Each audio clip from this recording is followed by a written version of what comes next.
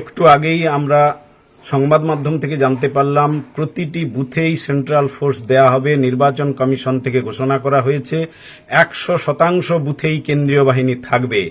আমরা মনে করি এই কমিশন যে ঘোষণাটা করলো এটা আমাদের আন্দোলনেরই জয়। ভোটকর্মীরা যেভাবে অনড়ভাবে এই দাবিটা নিয়ে সোচ্চার ছিল সমস্ত জায়গায়, আমরা শিক্ষানুরাগী ঐক্যমঞ্চের পক্ষ থেকে সিইও দপ্তরে বহুবার ডেপুটেশন কর্মসূচি গ্রহণ করেছি, বিক্ষোভ কর্মসূচি গ্রহণ করেছি এবং বিভিন্ন ট্রেনিং সেন্টারগুলোতে দাবি তুলে ধরেছি।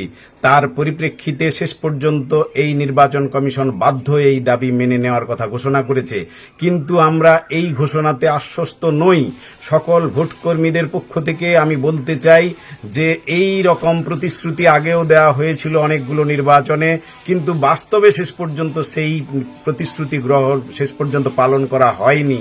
তাই আমরা দাবি করছি নির্বাচন কমিশনের কাছে 2019 সালে যেভাবে আমাদের আন্দোলনের পরিপ্রেক্ষিতে নির্বাচন কমিশন প্রেস নোট জারি করে কথা দিয়েছিল নিরাপত্তার বিষয়টি, আজকেও ঠিক একইভাবে তারা যদি 100% বুথে কেন্দ্রীয় বাহিনী দেওয়ার কথা ঘোষণা করতে পারে তাহলে কেন প্রেস নোট তারা জারি করবেন না?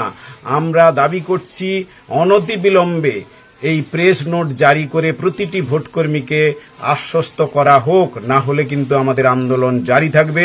যেমন করে আন্দোলন চলছে এই আন্দোলন জারি থাকবে। প্রেস নোট আমাদের যে দাবি, প্রেস নোট জারি করে লিখিতভাবে সেই প্রতিশ্রুতি দেয়া হোক, নির্বাচন কমিশন সেই প্রতিশ্রুতি পালন করুক, তবে গিয়ে এই আন্দোলন থামবে। আমাদের আগামী 14 তারিখ 14 এপ্রিল দুপুর 12টায় যে বিক্ষোভ কর্মসূচির ডাক দেওয়া হয়েছে তা কিন্তু থাকছে।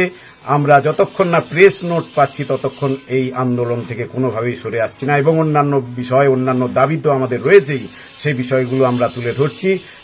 যেভাবে বিশেষভাবে সক্ষমদেরকে হয়রানি করা হচ্ছে ডিউটি দিয়ে, বারবার তাদের সেই অভিযোগ জানানো সত্ত্বেও তাদেরকে শোকজ করা হচ্ছে, সমস্ত এই সব বিষয় রয়েছে, অন্যান্য অনেকগুলো বিষয়। পাশাপাশি কয়েকটি দাবি আমরা আদায় করতে পেরেছি। ভোটকর্মীরা যখন ট্রেনিং নিচ্ছে তাদের অ্যাপয়েন্টমেন্ট লেটারে সিল দিয়ে সেটা প্রমাণ দেয়া হচ্ছে তারা যে উপস্থিত থাকছে, এই দাবি আমরা করেছিলাম। কেননা তো অকারণে তাদেরকে এই শোকজ করা হতো, সেই জায়গা থেকে সরে আসার জন্যই কিন্তু, তার সমাধানের জন্যই কিন্তু আমরা এই দাবি করেছিলাম। শেষ পর্যন্ত সে দাবিও মেনে নেওয়া হয়েছে এবং এ দাবিও মানা হয়েছে যে লাঞ্চের অর্থ যেভাবে দুর্নীতি হচ্ছিল তার বিরুদ্ধে আমরা সোচ্চার হয়েছিলাম, সেখানেও তারা জানিয়েছে 170 টাকা করে যে লাঞ্চের অর্থ সেটা ব্যাংক অ্যাকাউন্টে দেওয়া হবে ভোটকর্মীদের। এই সমস্ত বিষয়গুলো আমরা একে একে দাবি আদায় করছি, কিন্তু আমাদের যে মূল দাবি প্রতিটি বুথে সেন্ট্রাল ফোর্সের দাবি, সেটি যদি মেনে নেয় কমিশন তাহলে প্রেস নোট জারি করে লিখিতভাবে সেই প্রতিশ্রুতি তারা দিক, তার ভিত্তিতে আমরা আমাদের আন্দোলন প্রত্যাহার করব।